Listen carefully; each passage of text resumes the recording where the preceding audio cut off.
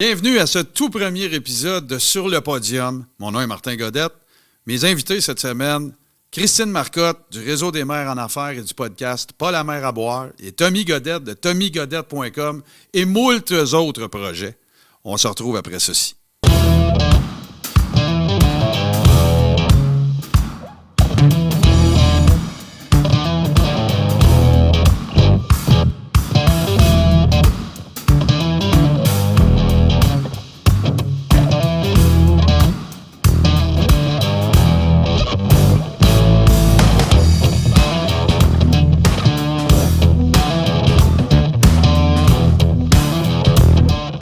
Christine Marcotte.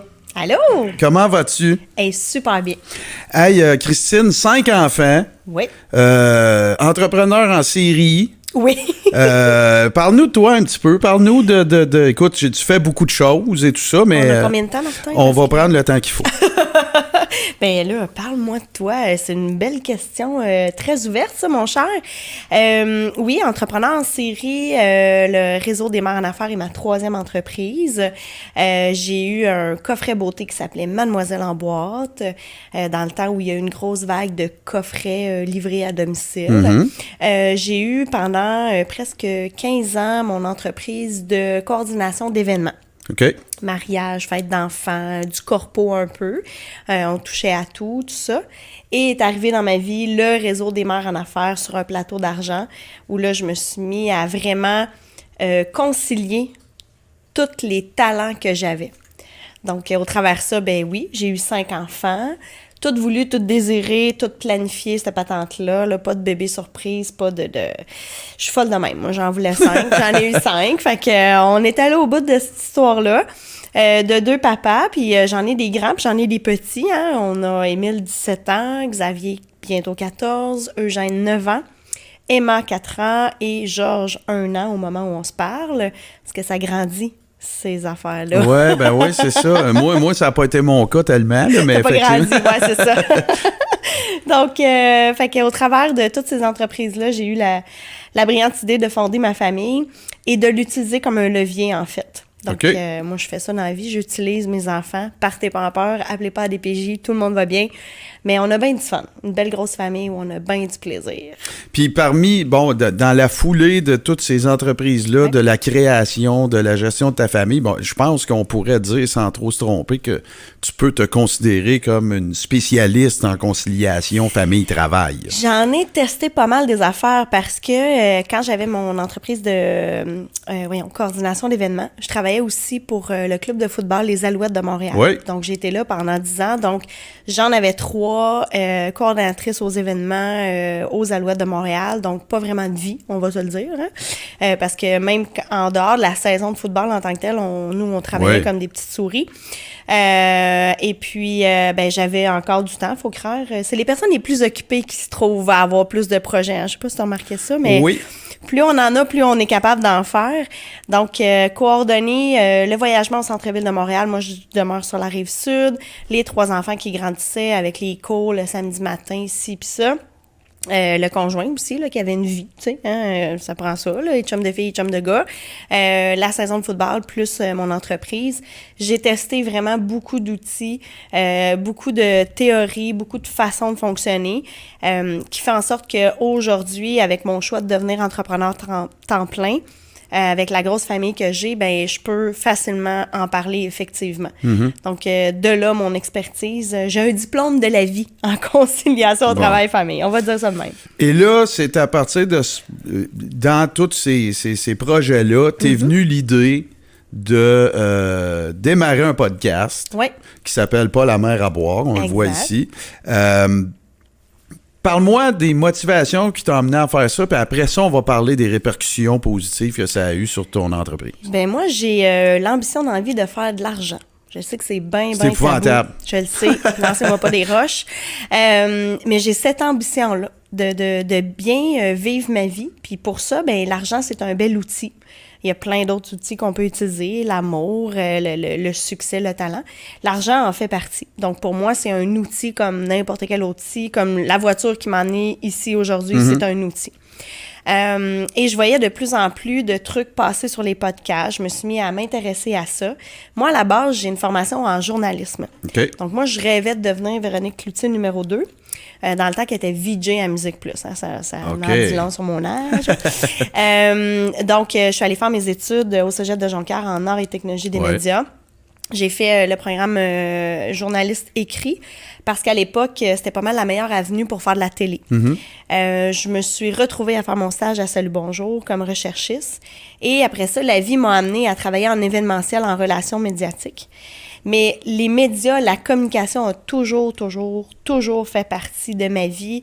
Au secondaire, je faisais de la radio étudiante, j'écrivais dans le journal local, ça m'a...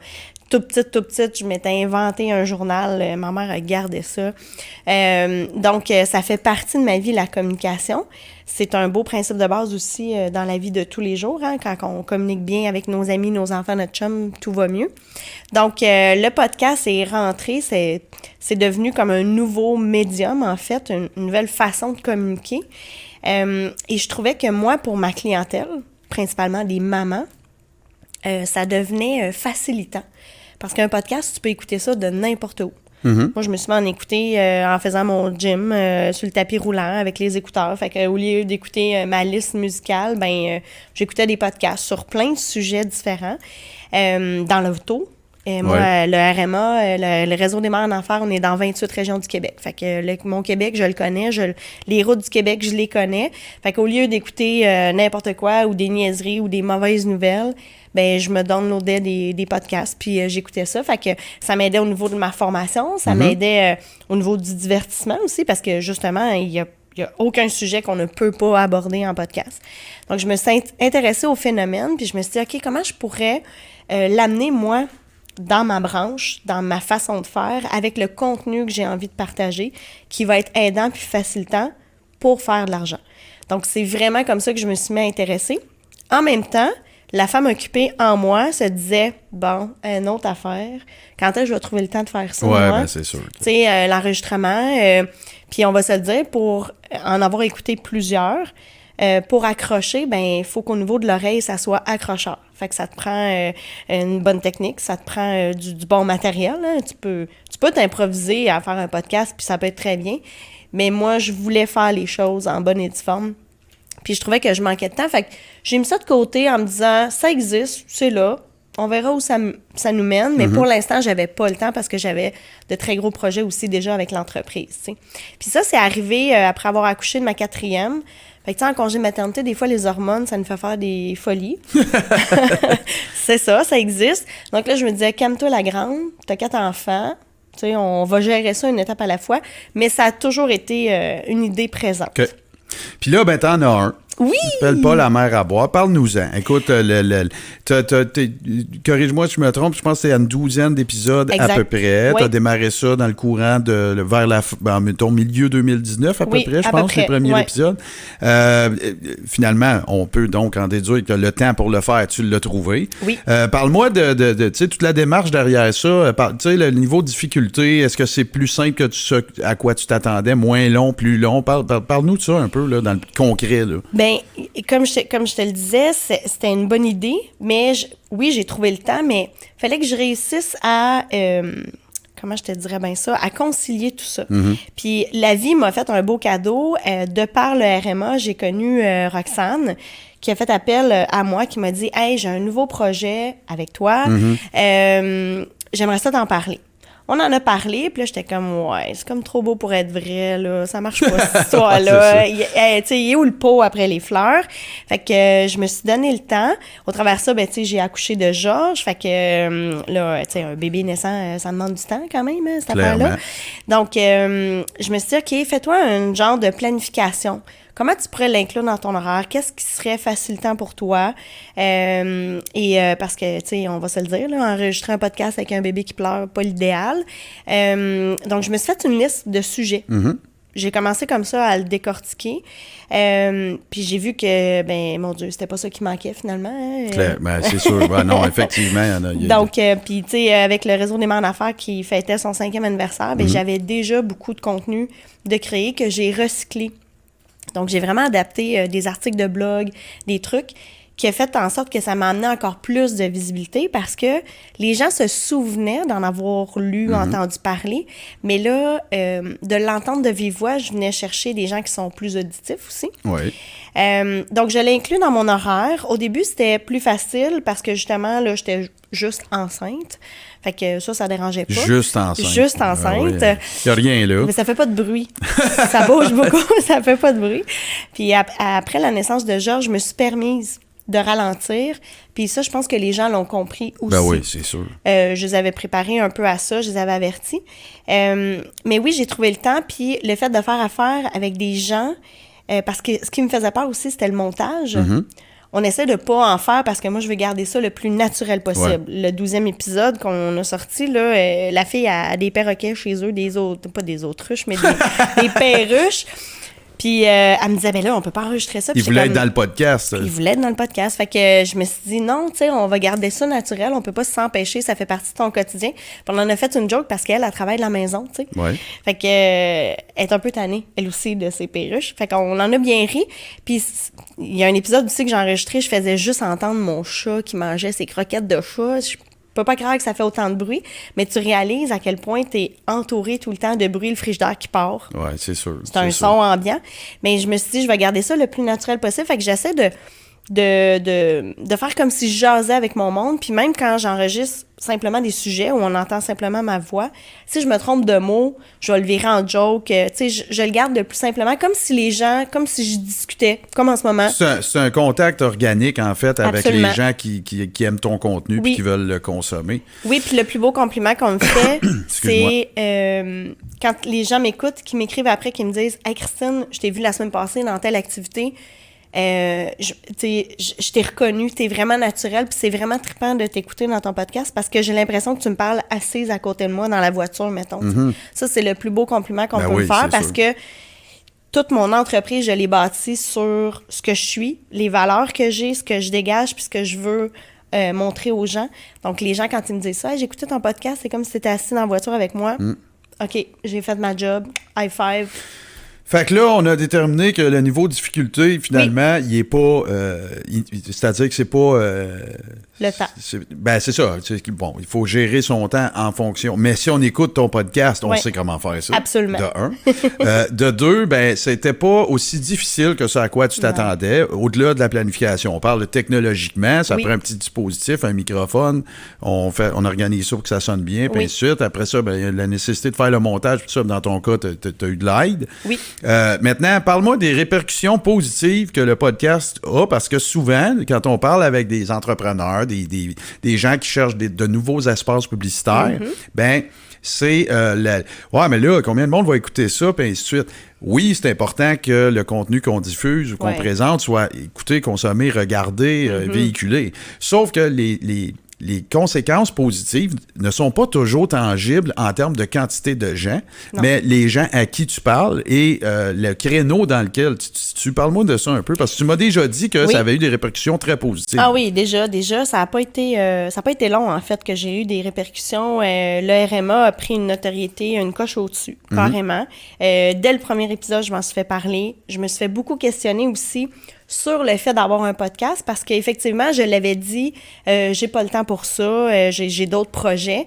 Le fait de déléguer tout ce qui était, tu sais, je m'occupe de la production, j'enregistre, puis après ça, je délègue tout le reste parce que c'est pas ma zone de génie. Moi, je fais pas ça dans la vie du montage auditif. Je fais pas ça dans la vie, savoir comment ça marche un micro puis une petite console, tout ça.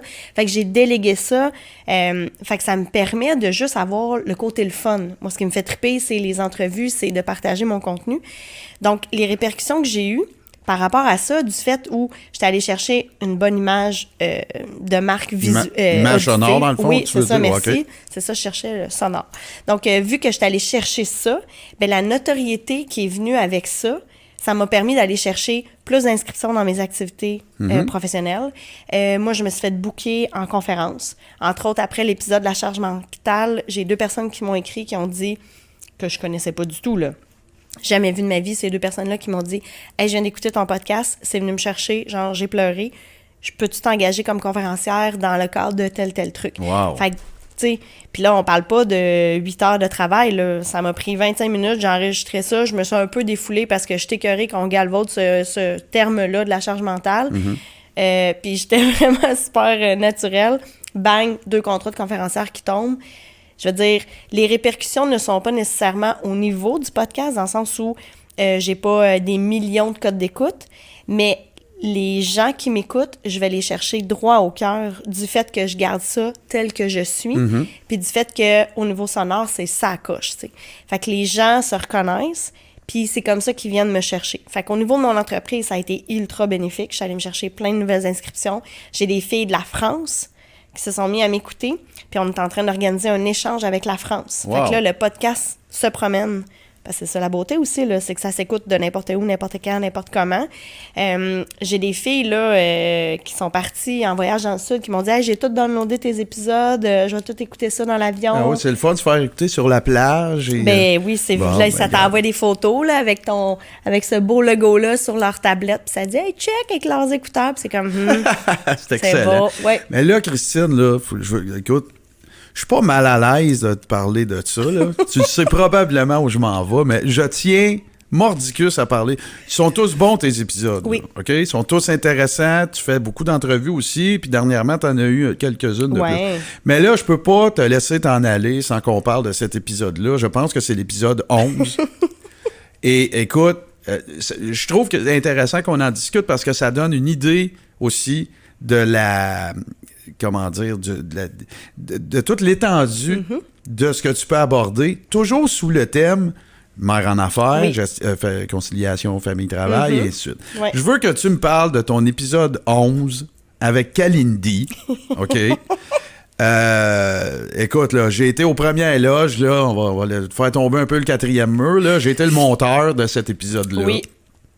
Faut que t'en parles. Il faut que t'en parles. Regarde, en ma qualité d'homme, je ne me sens pas du tout habilité à en parler. Oui. Mais je peux certainement, excuse-moi l'expression, te passer à la POC pour que toi t'en parles parce que, écoute, parle-moi-en. Écoute. Ben, cette rencontre-là avec cette femme-là qui, dans le fond, on va tuer l'éléphant blanc dans la pièce, elle brode des utérus et des vulves. C'est ce qu'elle fait dans la vie à la base. Voilà, c'est dit. Et ça a un aspect thérapeutique, dans le sens où elle brode aussi des seins. De plus en plus, en fait. Quand elle a fondé son entreprise, ce qu'elle voulait faire avec ça, c'est de célébrer la féminité, le pouvoir féminin, sans rien enlever au côté masculin. Là, elle n'est pas du tout féministe pure et dure et elle n'est pas anti-homme. Au contraire, elle a 4 enfants, elle est avec son chum, tout va bien. Okay. Elle a un garçon et tout. Mais à la base, ce qu'elle voulait faire, c'est célébrer l'espèce de résilience que les femmes ont. Okay. Entre autres, avec le cancer du sein, c'est pas nécessairement évident quand les femmes sont rendues à avoir l'ablation complètement de cet organe-là, qui, on va se le dire, est le pouvoir féminin. Hein? Combien de femmes ont séduite les messieurs? Hein? Ben, ça fait partie des atours c'est ça, connus, en tout cas. Oui. Exactement. Donc, elle s'est mise à offrir ça à des femmes en mettant des intentions dans sa broderie. Puis souvent, elle va le broder de façon à ce que, mettons, tu arriverais chez elle, tu verrais une broderie, tu pourrais pas déterminer que c'est une paire de seins ou un sein sur deux. C'est très esthétique, c'est très artistique, il y a des fleurs au travers ça. Quand elle fait des utérus, par exemple, elle va ajouter des perles que tu eu une fausse couche, un avortement par choix ou pas par choix, malheureusement, que tu eu 1 ou 2 ou 8 enfants. Elle va mettre des perles par rapport à ça pour célébrer parce que l'utérus est porteur de vie. Donc, même si tu choisis de te faire avorter ou si tu as une fausse couche, tu as quand même bien porté la vie pendant un certain temps. Donc, c'est tous les sujets au travers ça. Mais moi, je trouvais ça fascinant parce qu'elle gagne sa vie en faisant ça. 1, la broderie, on va se dire. Là, moi, dans ma tête, c'était les grands-mères qui faisaient ça. Là. Puis 2, en brodera ce type-là. Elle a même fait un événement pour célébrer son 1 an d'entreprise où son slogan, c'était le pouvoir féminin est vulvement important. Fait qu'elle va très loin dans son concept. Ça peut choquer, mais en même temps, moi, je trouvais ça tellement important parce que c'est connexe avec mon sujet. Je veux dire, la mère en affaires, c'est ça, c'est là. des seins, c'est des vulves, c'est un utérus, tu sais, c'est tout ça. Moi, j'ai des filles qui sont en traitement de fertilité depuis genre 10 ans, qui n'arrivent pas à concevoir la vie, qui ont fait appel à ces services parce que ça fait partie de la thérapie de faire un deuil, de dire, ben peut-être que j'en aurai jamais. Peut-être que mon corps, il est pas fait pour ça, pour X raisons. Donc, Calendly est là pour aider dans le processus. Beaucoup de filles qui l'offrent en cadeau. Ma meilleure amie a eu l'ablation des ovaires parce qu'elle a eu le cancer des ovaires. J'aimerais ça lui offrir une broderie. Fait qu'il y a tout un processus là-dedans. Okay. Puis pour moi, c'est important de partager ça parce que ça fait partie de la vie. Ça nous est arrivé souvent au Réseau des mères en affaires d'accueillir des femmes enceintes à bout, qui viennent d'accoucher à bout, qui ont la maman a le cancer du sein. Ça fait partie de notre réalité. Puis c'était vraiment connexe. Fait que je l'ai contactée puis j'ai dit, tu serais-tu game d'enregistrer un épisode de podcast avec moi?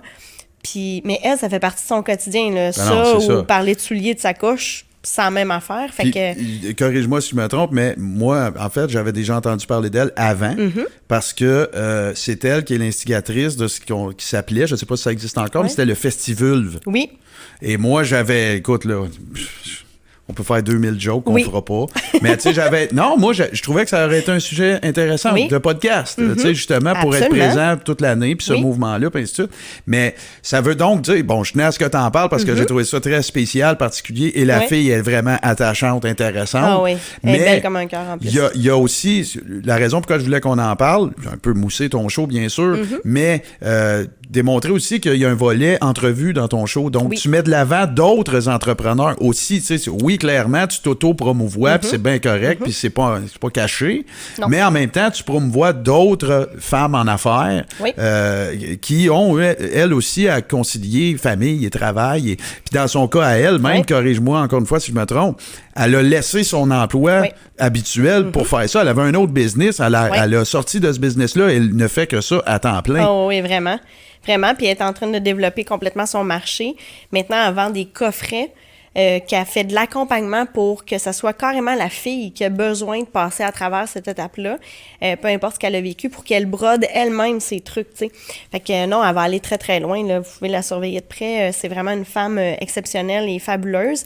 Puis à la base, elle avait aussi une entreprise au niveau de la santé. Parce qu'elle a réussi à accompagner son garçon qui a eu un diagnostic d'autiste. De par l'alimentation, elle a réussi à régler beaucoup, beaucoup de choses. Elle a fait beaucoup de recherches. Elle en a fait un peu une expertise. De là aussi où elle a décidé de se consacrer à temps plein à son entreprise de broderie, si on peut dire ça. Puis ça fonctionnait aussi. Tout allait ensemble. Elle était alignée vraiment sur sa mission. Mais oui, les entrevues, pour moi, ça allait de soi. T'sais, quand je disais tantôt que j'avais fait une liste de sujets, moi, j'ai rapidement découvert que de faire briller les autres, ça me ferait encore plus briller. Puis moi, je suis comme ça dans la vie, tu sais. On m'a toujours dit que j'étais comme le ciment dans ma gang de filles, là. Moi, j'étais la fille qui disait « Tu connais-tu un tel? Oui, parfait, nana, je te mets en contact. » Puis déjà au secondaire, bien avant les médias sociaux, c'est ce que je faisais naturellement. Fait que je l'ai juste comme implanté dans mon entreprise et encore plus dans mon podcast parce que pour arriver à parler de la réalité de la mère en affaires puis de tout ce qu'on vit, il n'y a rien de mieux que de faire parler une autre femme. Parce que même si on est des mamans en affaires toutes les deux, on a des styles de vie différents, on a des valeurs différentes, on se rejoint à plein de niveaux, mais de la faire parler, moi, ça me fait vibrer au bout. Puis deux, elle, ça lui donne l'exposure. Fait que ça, c'était vraiment... C'est gagnant-gagnant. Oui, c'est ça. Puis c'est exactement ça que je fais aussi avec le Réseau des mères en affaires. On reçoit des mamans entrepreneurs en conférence qui rencontrent des mamans en affaires qui viennent assister aux conférences. Après ça signe des contrats entre elles. Oui, c'est ça. Fait que de faire briller ces femmes-là, pour moi, ça allait de soi de leur offrir cette opportunité-là. Puis des sortir aussi de leur zone de confort. C'est sûr. Parce que c'est pas tout le monde qui est à l'aise de répondre à des questions, d'avoir un micro d'en face. Des fois, on peut aller très loin aussi dans l'entrevue, tu sais, parce que souvent, ça part d'un besoin personnel. Pourquoi elles sont devenues entrepreneurs. Donc, moi, c'est mon petit dada. En plus, je le sais direct où aller. Là, j'ai cet instinct-là assez facilitant. Donc, je la vois qui se tortille. Là, fait que je suis comme, OK, parfait, on s'en va là. On s'en va là, c'est ça. Ben, regarde, moi, je vais te dire où on s'en va. On s'en va vers la fin. Oh. Je vais utiliser une de tes techniques, en fait, en 2 minutes à peu près. Tu vas me dire, en matière de ce qu'est ton projet de podcast qui continue et tout ça, qu'est-ce qu'on te souhaite? Ah, sainte. Ouais, tu me sers vraiment ma sauce. Mais Ouais, voilà. vas-y. Qu'est-ce qu'on me souhaite? Bien, on me souhaite de rejoindre, pas nécessairement le plus de gens possible, mais le plus de personnes qui en ont le besoin. OK.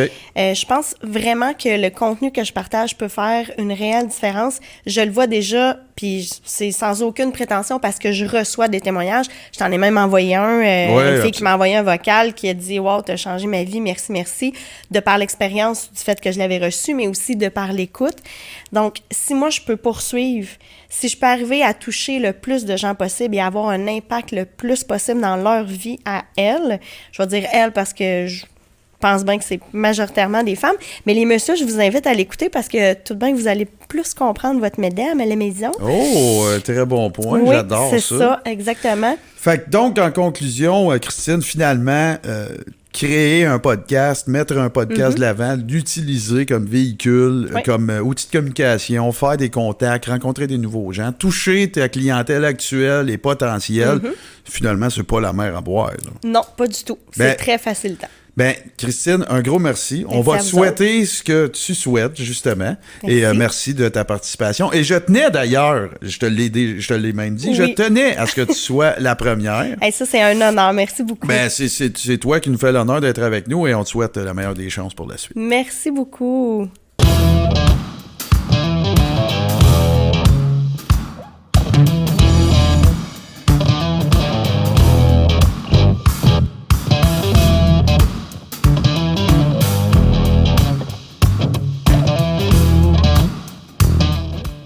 Je suis en compagnie de quelqu'un il y en a plusieurs, mais de l'un de ceux que je considère comme étant parmi les pionniers du podcasting au Québec, Tommy Godette. Allô? Allô? Allô? Hey, comment ça va? Ça va super bien, merci. Je dis que t'es un... Parce que bon, on va parler de tes projets, puis d'un paquet d'affaires, puis on va perdre le contrôle, c'est sûr, mais je veux qu'on commence par parler du projet sur lequel tu travailles depuis le plus longtemps avec toute ton équipe puis les collabos de toute cette grande famille-là. Mais je veux que tu commences vraiment au début. Là. Je veux que tu me parles de Choc, je veux que tu me parles de la cour à scrap, OK. de ce qui a mené à ce qui s'appelle aujourd'hui le très, très intéressant, populaire, omniscient podcast, pertinent podcast 70%. Oui, avec plaisir. En fait, je dirais ma dernière année d'université en 2003-2004 à l'UQAM, je me suis dit que ça me tentait de faire un show de radio. J'avais des choses à dire. J'avais déjà fait quelques spectacles sur scène. Et Choc FM, à l'époque, c'était Choc FM. Voilà. Ouais, c'est ça, là. Parce que c'est rendu choc.ca, ils sont seulement en ligne encore, là, mais bon, c'était Choc FM à l'époque, et il y avait la radio étudiante de l'UQAM, donc je me suis dit, je vais m'inscrire. Au début, j'avais une émission d'1 heure que j'ai appelée la cour à scrap, parce que j'aime le concept d'une cour à scrap, tu sais, le déchet de quelqu'un peut devenir le trésor de quelqu'un d'autre, et c'est pas vrai qu'un objet culturel a une vie avec une durée définie, tu peux tout le temps comme le ressortir et que ça redevienne à la mode ou des affaires comme ça. Et c'est un petit peu cette attitude-là que j'ai voulu apporter dans ma première expérience en arrière d'un micro. Ça m'a permis de faire mes premiers alliés, de faire mes premières entrevues. Voilà. Après une année, je suis déménagé au Danemark. Donc, le projet de la cour à scrap est tombé, mais il y a un de mes amis, Simon-Pierre Bilodeau, que tu connais, Oui. qui est venu me rejoindre au Danemark, puis qui m'a comme convaincu à revenir. Puis lui, pendant la cour à scrap, il y avait une chronique qui s'appelait 70%. Okay. Et ça s'appelait comme ça pour faire une parodie justement de 110%, l'émission qui était très populaire à l'époque. Et moi, j'ai trouvé que c'était direct dans le ton aussi parce que un petit peu comme, tu sais, 70%, c'est le show de ceux qui se donnent au minimum. Tu sais, on est syndiqué, on veut C+ de moyenne générale. Tu sais, puis moi, j'ai l'impression que l'humanité avance à cette vitesse-là en entier.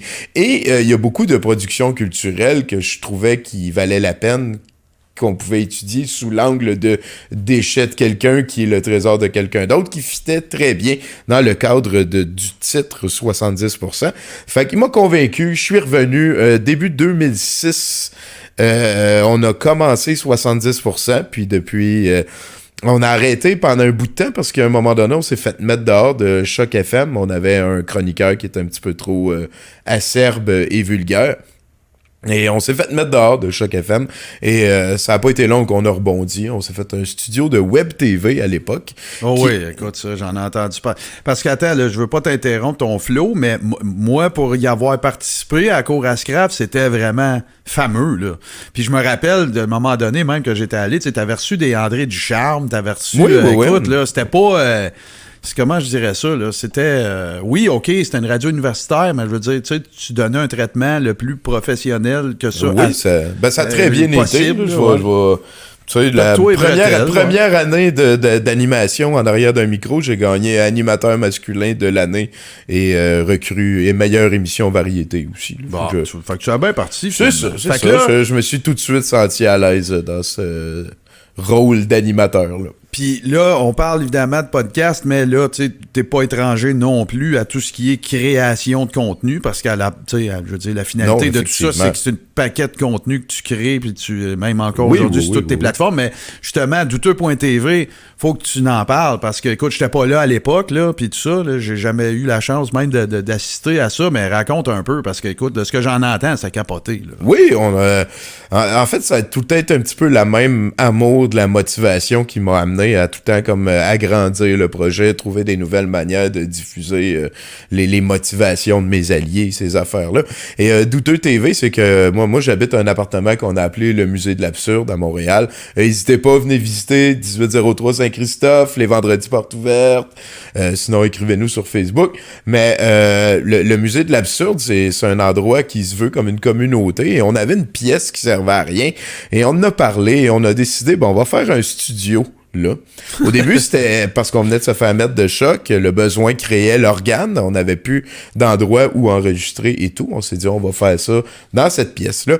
Ça n'a pas été long qu'on a rajouté le vidéo. On s'est dit, à l'époque, on avait Justin TV qui est devenu Twitch. Ouais.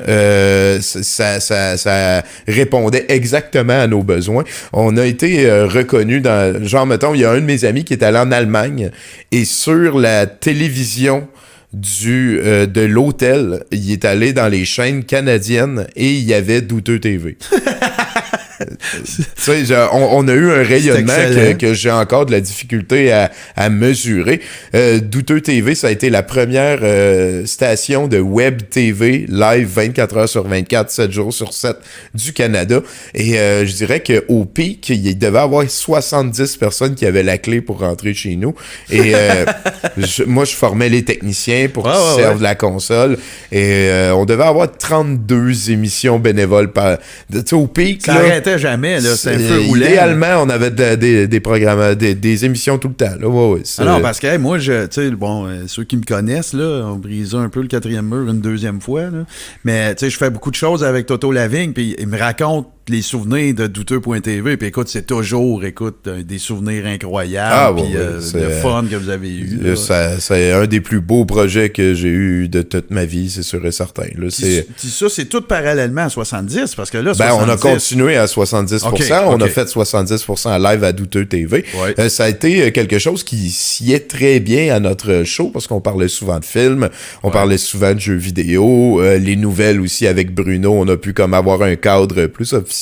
C'est toutes des affaires qui existent encore. Là. Si tu tapes douteux.tv, il y a toutes les émissions. On a eu toutes sortes de monde qui sont venus à ça. Mon oncle Serge, juste pour nommer lui. Je barre tout le temps quand vient le temps de nommer du monde, là, parce qu'il y en a...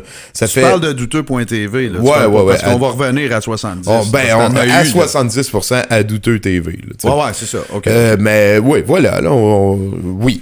Fait que là, suite à ça, on migre vers 70% dans son incarnation actuelle. Ouais, là, je te dirais 2014, on a commencé en 2010, Douteux TV. 2014, je commençais à pas mal fatiguer parce que c'était beaucoup d'efforts. Ah non, c'est clair. Puis, Justin TV aussi a changé. Ça, c'est un gros facteur dans la patente parce que au début, ils ont dit on va mettre 5% de nos serveurs pour juste les jeux vidéo, puis ils ont appelé ça Twitch. Et à l'époque, 2014, les robots pour détecter, c'est très pointu, mais c'est très aussi programmation web, on parle de ça beaucoup, mais les robots pour détecter les droits d'auteur et tout venaient de pogner un asti de gros level up.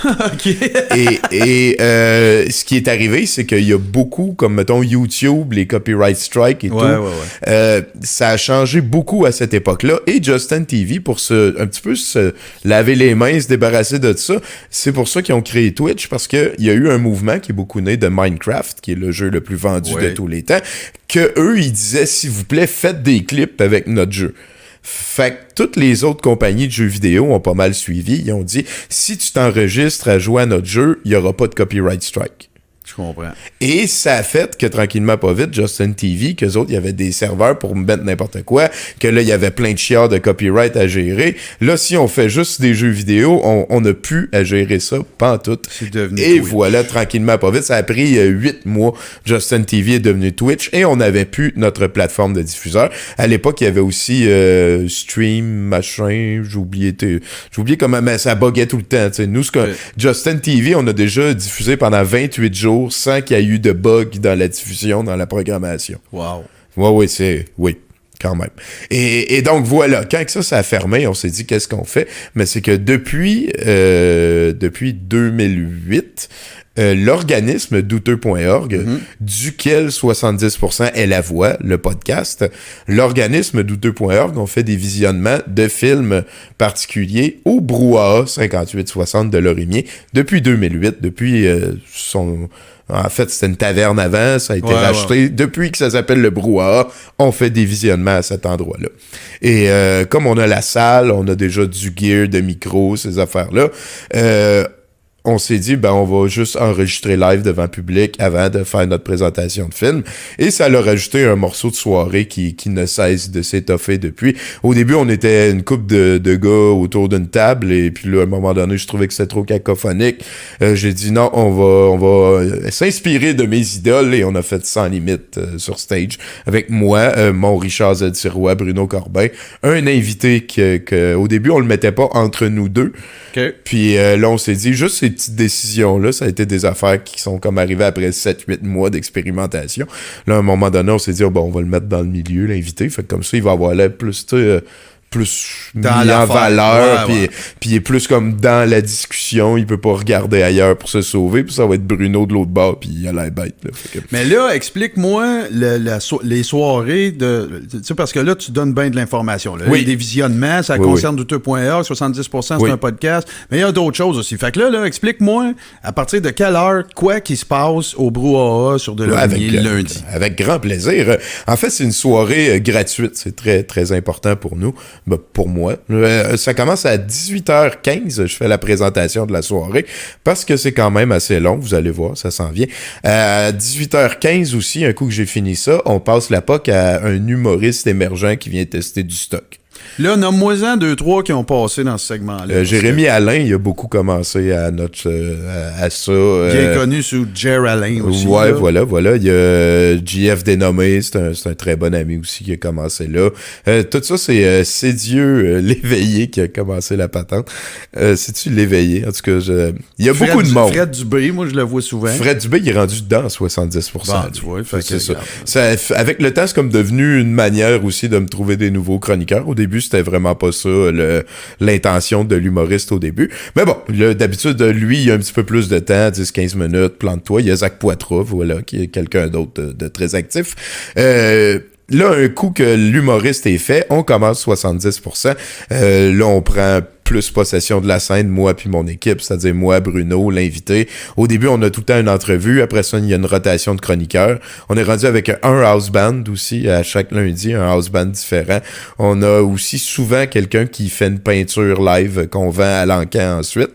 Un coup que ça, c'est fini, souvent, on a un montage hommage de notre ami Johnny Publicité, Jonathan Simon, qui nous fait un montage hommage de notre invité. Comme là, on a eu Gaston Lepage. Et ta boîte, on a en avoir 2-3. Ah ouais, c'est ça. Ça a été un très bel hommage à Gaston Lepage. Johnny, il fait ça, c'est merveilleux. Et voilà, un coup que ça, c'est fait. Avant, on avait un encan, ça vient juste de changer. Là, c'est fini, c'est rendu moi qui vend la patente rapidement. Après ça, on s'en va à un set de VJ. Ou sinon, des fois, l'invité, tu sais, comme on a eu Gilles Valiquette, il y a 2 semaines, qui nous a joué des chansons. Il y a du monde qui ont pleuré dans la salle tellement c'était touchant pis beau. C'est tout disponible sur notre Patreon maintenant. Ben si oui, jamais vous êtes absolument. intéressé. Écoute. Sinon, en podcast, hein, parce qu'à la base, c'est ça qu'on enregistre. C'est ça que je dis à tout le monde aussi. Si t'amènes du stock visuel, sois conscient que c'est un podcast qu'on enregistre. Ouais, c'est ça. Fait que Comme la fois qu'il y avait eu un mime, là. Et voilà, moi. Ça, c'était à mon époque radio à Choc aussi. Là. Yeah, ouais, ben, je sais que j'aimais beaucoup. Là, on a joué à Ouija à un moment donné. Je sais pas si tu sais, mais il se passe pas grand-chose à Ouija. Et ça a été la première fois que j'ai eu un invité, parce que s'il y a des affaires qui reviennent à 70%, c'est que je demande à chaque invité s'il joue à Magic the Gathering. Et le premier invité que j'ai eu qui jouait à Magic the Gathering, je sais pas si je te l'ai déjà raconté. Il me semble que oui, mais je me souviens plus c'était qui l'invité. Je me suis acheté sur eBay un gilet des Nordiques. La madame qui le vendait disait « J'ai trouvé ça dans les affaires de mon fils décédé. C'est du vieux linge qui pue. Mais bon, moi je sais comment faire disparaître l'odeur de sueur d'un vêtement. Tu mets ça dans de la saumure, tu mets vraiment beaucoup de sel avec de l'eau, tu laisses baigner ça 2-3 semaines, tu peux changer ta saumure une fois de temps en temps, mais à un moment donné, ça ne sent plus la sueur. Ce qui fait que je me suis retrouvé avec le jersey d'entraînement de John Cordick. Ben non! Je te jure, c'est mon gilet des Nordiques que je porte tout le temps, c'est le jersey d'entraînement de John Cordick. On joue à Ouija. On amène l'objet d'un mort. Là, on le mettait à côté de la table de Ouija, on jouait à Ouija. Là, à un moment donné, Esprit, es-tu là? Pas de joke, en ondes, là, ça a bougé, c'est allé vers oui. Là, j'ai dit, Esprit, est-ce que tu es John Cordick? Puis c'est allé sur le 4, puis c'est retourné sur le 4. Fait que, là, après ça, j'ai dit, Esprit, est-ce que tu joues à Magic? Parce que c'est la question que j'ai demandé à tous mes invités. Et c'est allé sur oui. Donc, mon premier invité à 70% que j'ai eu, qui jouait à Magic, c'était le fantôme de John Cordick.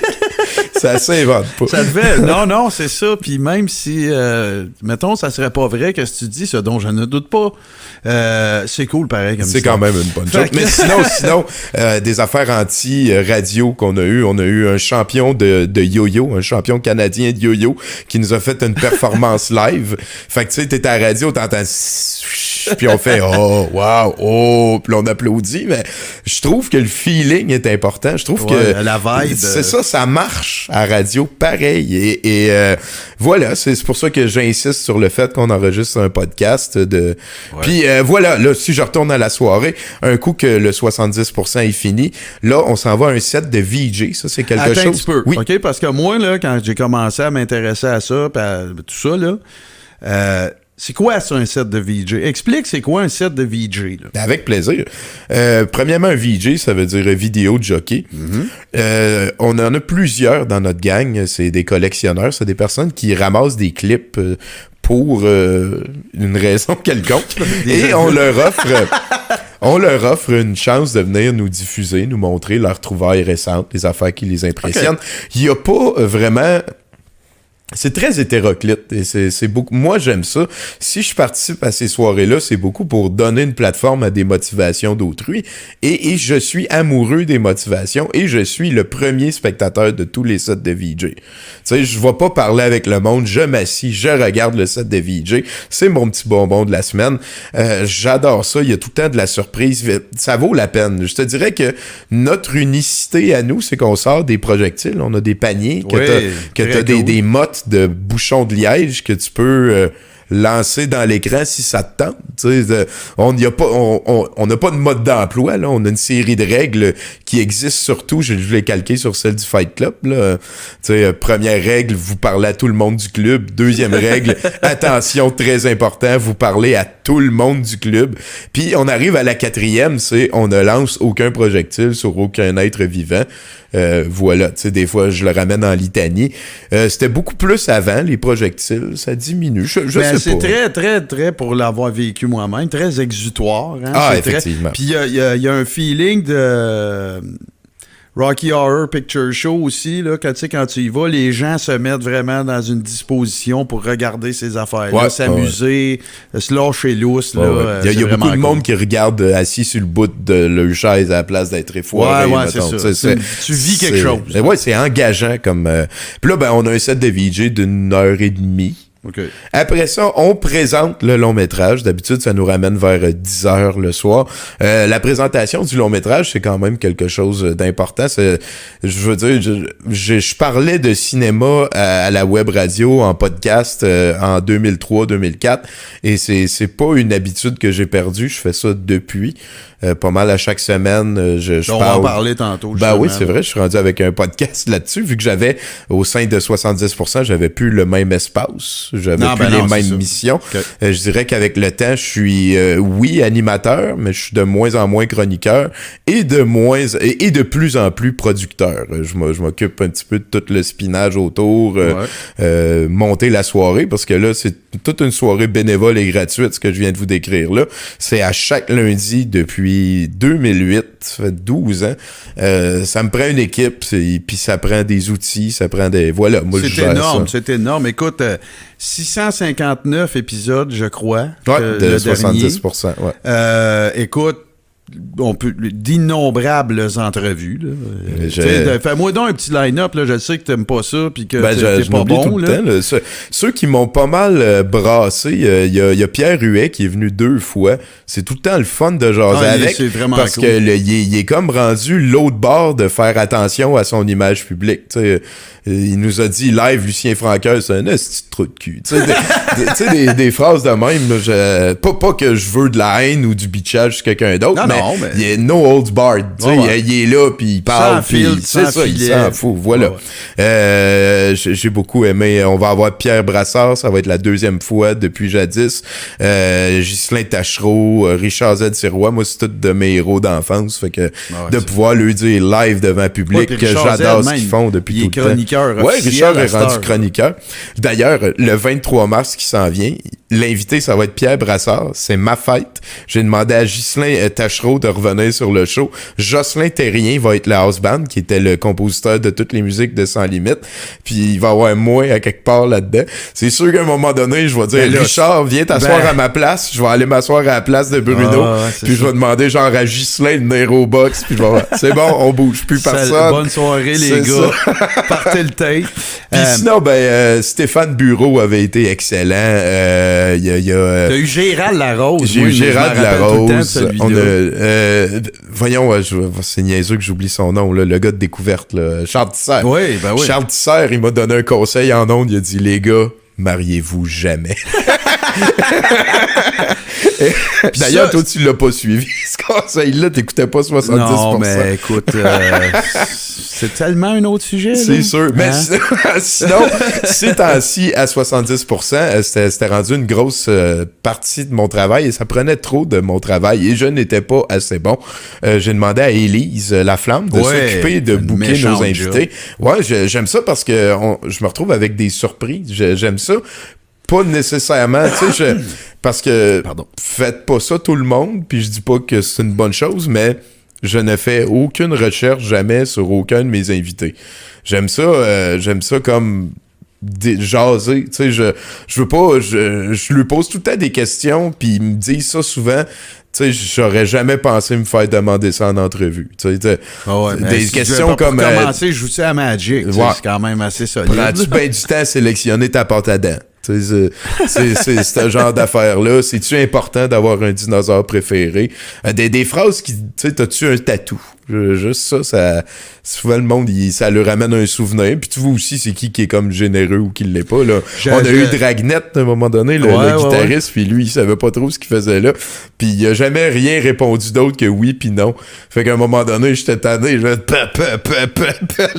ça a été très drôle. J'étais là à Mario Tessier aussi quand même. Ah oui, il était blood, lui. Ouais, c'est vraiment cool. Vraiment. Puis tu sais, même, il a cassé du stock un peu de son nouveau show qui doit rouler maintenant. Là. Ouais. Mais vraiment sympathique. Donc, en gros, là, avant de passer à tes deux autres de tes projets, en fait, pas tes seuls 2 autres projets,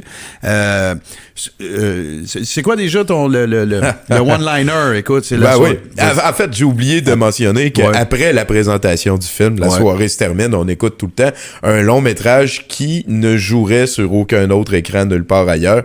On a une volonté de ramener de la variété dans l'offre culturelle mondiale et Et c'est quelque chose qu'on met beaucoup de l'avant. C'est très important pour moi qu'on écoute un long métrage au complet, tout le temps dans le but tu sais, le slogan de douteux.org, c'est « Si vous avez des questions, on en a nous aussi ». Fait qu'un objet culturel, c'est vivant quand c'est discuté, quand c'est partagé, c'est mort quand il n'y a plus personne qui en parle, quand le consensus est créé. Fait qu'en montrant des affaires qu'on dit douteuses, on n'est pas en train de dire c'est de la merde, on est en train de dire on le questionne, on le rend vivant. Et ça, c'est un processus qui met très cher. Sinon, la tagline des shows du lundi, j'ai commencé à appeler ça le meilleur show gratuit du lundi au monde en 2017. Puis c'est resté parce que c'est ça. Du stock, là, tu peux ça voir. Ça ne fait que s'améliorer. Le house band s'est rajouté. On est rendu avec des chroniqueurs professionnels comme Fred Dubé et Catherine Etier. Ce n'est qu'une progression positive. Là, Fred Savard m'a demandé s'il pouvait revenir sur le show. Voilà, là, Richard Z. Sirois est là. Je comprends pas pourquoi vous nous suivez pas déjà. Ben écoute, le message est lancé. Ouais, c'est ça. J'invite. Le défi est lancé. Ouais, c'est ça, t'es pas game. Puis d'ailleurs, là, concernant douteux.org, puis ça me fera plaisir de te recevoir à nouveau un moment donné pour en discuter. Par contre, moi, ce que j'invite les gens à faire, allez sur tommygodette.com dans la section vidéo. Oui. Il y a une vidéo là qui va vous expliquer de façon plus exhaustive la démarche, si on veut, et la façon, parce que ça a également son propre système de gradation des films, un peu comme dans le lundi avec les étoiles. Là. Ouais. Mais c'est pas mal plus, substantiel que ça. C'est plus réfléchi. Ouais, c'est pas... Allez voir ça, ça va être là. Puis là, plus rapidement, un petit peu, on va parler de deux autres des projets sur lesquels tu travailles. Je vais commencer parce que c'est celui avec lequel je suis très familier avec ce projet-là. Mais tout le monde. Il y a ça, mais je n'en connais pas plus sur le sujet maintenant, par contre. Mais vous le rendez très intéressant. Tu dois en connaître un peu plus. C'est pas péjoratif, ouais, c'est ça. Quand je dis ça, je me rends compte en le disant, c'est un peu... Je te rends pas vraiment service. Non, en fait, ça s'appelle le terrain basique. Oui. Parle-moi de ça. Parle-moi écoute, un autre la genèse de ça date de quoi? Peut-être 2 ans. C'est la 2e saison, si on veut, d'une certaine façon. Dans ces eaux-là. Je dirais qu'on avait commencé automne 2018. Ouais, dans le genre. Terrain basique, c'est parce que je disais que je demandais à tous mes invités s'ils jouaient à Magic the Gathering. Ouais, c'est ça. C'est un jeu auquel je joue depuis 1995. C'est un jeu de cartes à collectionner. Et ce podcast-ci est 100% dédié à ce jeu de cartes à collectionner. Les retombées, le reste autour et tout. Voilà, je sais pas. C'est beaucoup un projet qui existe à cause de Jason Keyes. Le Sphinx, en fait. Voilà, c'est lui qui connaît ça. Moi, j'ai commencé ça parce que lui, il lisait les romans, puis il connaissait toutes les histoires des personnages, puis des cartes avec lesquelles moi, je jouais depuis 25 ans. Puis, tu sais, fait que là, j'ai dit, je t'écoute depuis 5 minutes me parler de l'histoire de Femeref, puis là, gars, t'aurais eu un micro, on aurait un show, là. Puis, fait que là, j'ai paf, une coupe de tape de la bonne manière. Non, t'auras pas ton dessert. Puis il a fait, OK, d'abord, on va faire un podcast. Puis on a commencé un podcast. Et la communauté grandit parce que le musée de l'absurde, souvent, on joue aussi à Magic les vendredis. Okay. Fait qu'on a comme une autre place où se rencontrer. Ça nous fait une belle communauté de gens qui ont pour...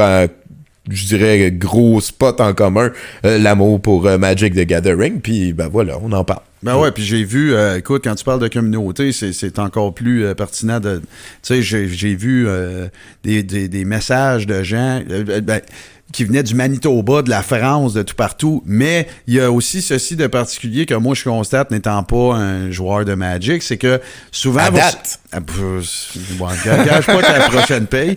Mais non, c'est que vous avez revigoré ça auprès de beaucoup de gens qui, probablement un peu comme plusieurs, jouaient plus jeunes, ont arrêté, puis là, ils recommencent parce qu'ils redécouvrent leur désir de jouer à ça à travers le show. Là. Ça, c'est vraiment cool. Oui, parce que aussi, il y a comme une espèce de stigma avec Magic. Il y a très peu de filles qui jouent et c'est associé à être geek. Mais moi, on est peut-être rendu un petit peu dans le futur. On a des filles sur le podcast. Donc, voilà. Il y en a qui sortent le carte du garde-robe, on pourrait dire. C'est pour revenir dans la masse. Là. Puis le jeu évolue de très belle façon aussi. Si on parle de Magic lui-même, le jeu est beaucoup plus plaisant aujourd'hui qu'il ne l'était. À toutes les fois qu'ils rajoutent des cartes, moi je trouve ça hot, parce que ça fait que tu rajoutes ton potentiel. Tu sais, il y a une infinité déjà de combos, puis tu t'en rajoutes à l'infinité de combos. Fait que c'est quand même cool. Ça arrête jamais. Ben, voilà. C'est comme toi, parce que tu as un autre podcast en collaboration avec des gens. Check le segway, Ouais, Jean-Guy. solide, écoute, de même, Segway Machine. Critique exquise, là, on demeure dans un sujet, évidemment, qui te passionne, et on parle ici de cinéma. Oui. Et parle-moi un peu de ce show-là, tes collaborateurs, puis parce que ça a une vibe très particulière. Moi, j'aime ça parce que c'est ni plus ni moins que des gens qui sont passionnés de cinéma, qui en consomment, qui en écoutent, puis qui en jasent. Il n'y a pas de prétention à première vue de Radio-Canada. Là, on a quand même Pascal Grenier qui est membre de l'Ordre des critiques de cinéma du Québec. Je dirais, puis il est souvent juge à Fantasia aussi, ces affaires-là. C'est un critique... voilà, c'est la personne aussi, je sais pas c'est quoi son pouvoir secret, mais on a vu l'autre fois, il y a quelqu'un qui a mis le trailer de Spermula, un film de 1976, puis là, lui a fait « Ah ouais, c'est un bon film de Claudio Sergigal, puis dedans, c'est le deuxième rôle de France Machin, celle qui faisait Emmanuel, tu sais, puis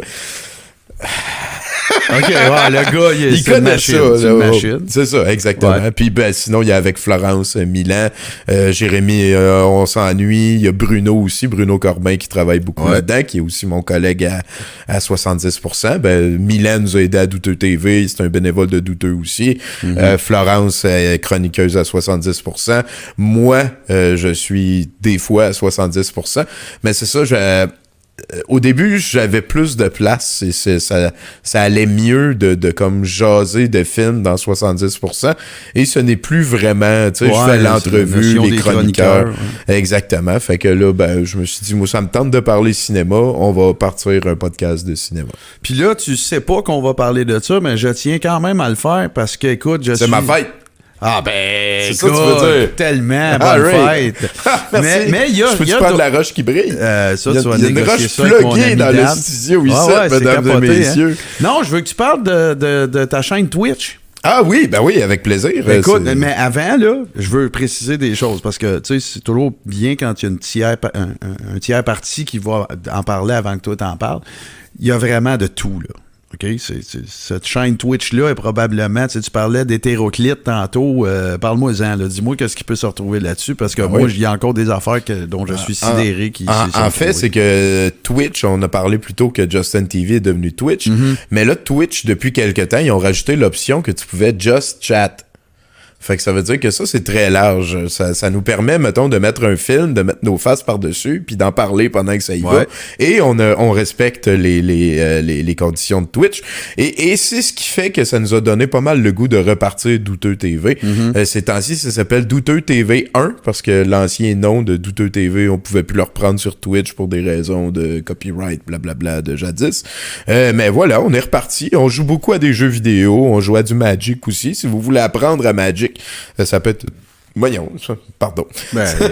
Tout va bien. Ça pourrait être une bonne manière d'apprendre, parce que je joue à Magic Arena, c'est très visuel. Tu peux quand même assez bien apprendre les choses. Sinon... comme tu dis, c'est hétéroclite. Les marathons, écoute. Voilà, on met les marathons. Le dernier qu'on a fait, c'est le marathon de tous les bougons.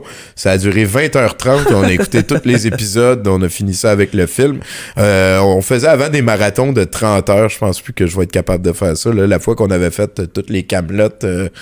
ça a été difficile. Je m'en rappelle de ça, j'étais là. Ça a fait 20 heures de « Oh, mais, oh, hé, oh, la bille, oh, hé. » La première fois qu'il y a un bout de silence dans tout ça, c'est au début de la 5e saison.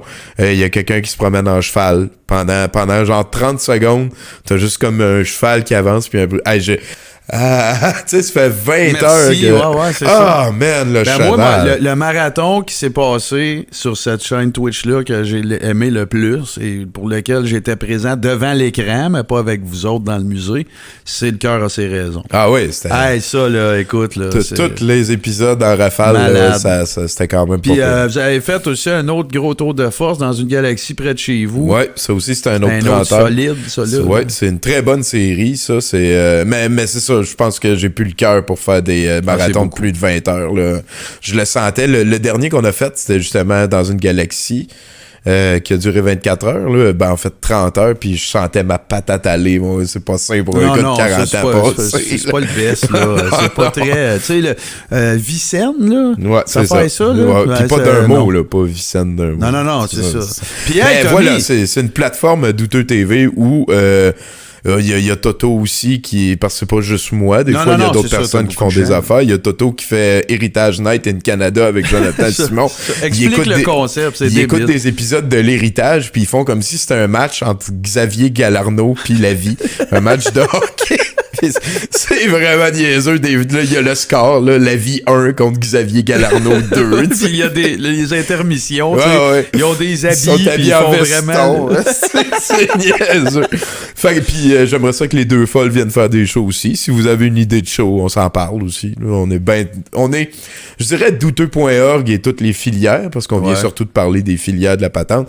On est très inclusif et je disais avant que je veux que ce soit une dictature de la motivation. Tu sais, que ce soit les plus motivés qui décident le plus, qu'on n'arrive pas à dire non à quelqu'un juste...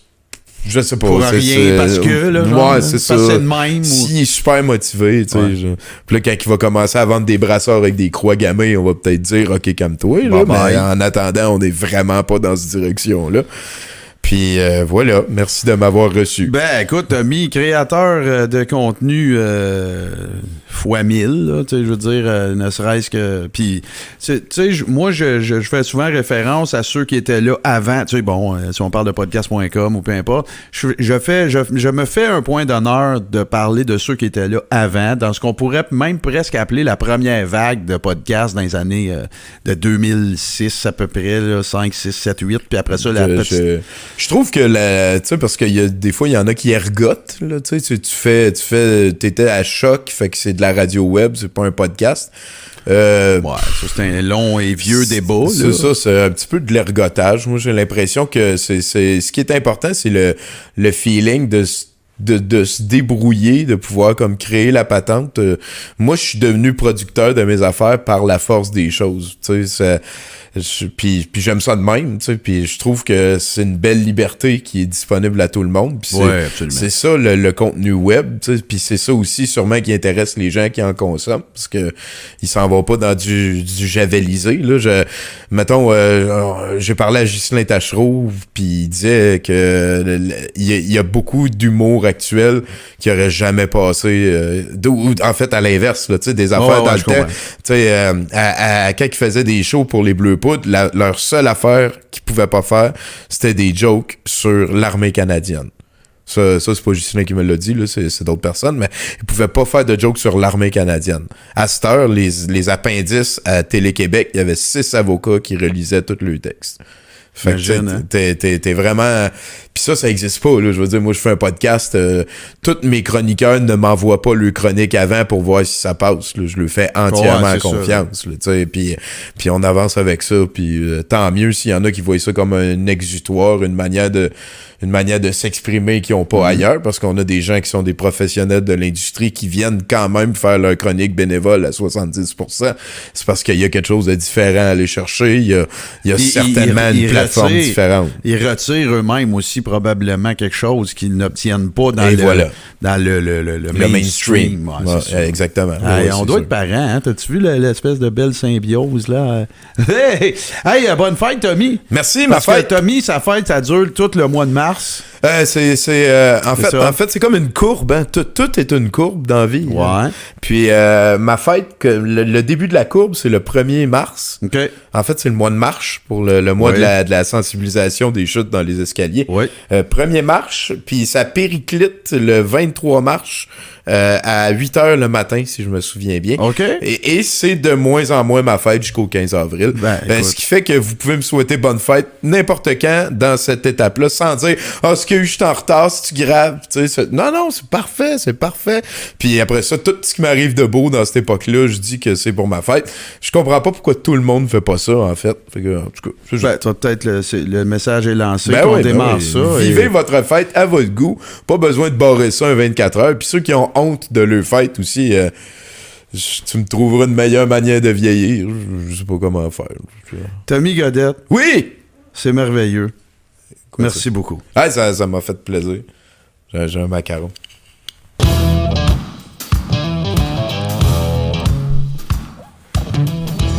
C'est ce qui met fin à ce premier épisode de Sur le podium. Évidemment que nous voulons remercier nos invités, Christine Marcotte et Tommy Godette.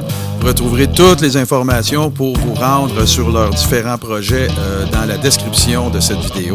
Je remercie évidemment mes amis Seb et Dan de Machine 4771 qui se trouve être l'endroit où nous avons tourné ce premier épisode. Évidemment également que je vous invite bien sûr à visiter podcast.com et h2owebmedia.com pour retrouver également de l'information sur les podcasts qui concernaient nos invités d'aujourd'hui, mais tous ceux que nous produisons ou avec lesquels nous collaborons. Donc, ne me reste plus que vous remercier, à vous retrouver le mois prochain. Mon nom est Martin Godette de podcast.com. À bientôt.